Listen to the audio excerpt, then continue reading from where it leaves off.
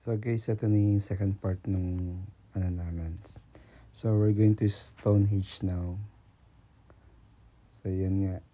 Nakasakay na kami sa bus, tapos dinala na kami dito sa Stonehenge. So ito yung may history niya. Diba ang galing, no? So ito yung sa side. Hindi, sa front view pala to.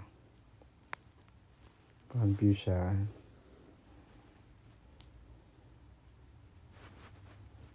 Tapos yan, ang galing, no? Kailangan Stonehenge. Parang sabog lang dati.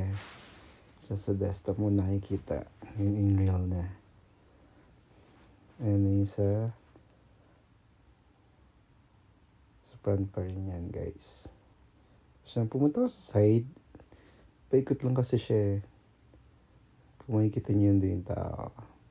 Paikot ako sa side sa likod. Tapos at yung sa opposite niya, daming sheep. Ganda niya, guys. Kaya yung mga kasama ko. So, wala yung magawa. 360 degree daw, guys. Ikot kami.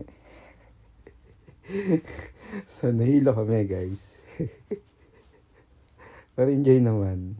Kasi yung pa rin naman nakita namin. So, at least nakita niyo yung nasa likod niya, guys. Sa harap at sa likod. So, pumunta na kami doon sa gilid.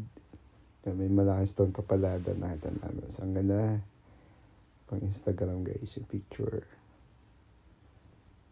Ayan. So, yun lang.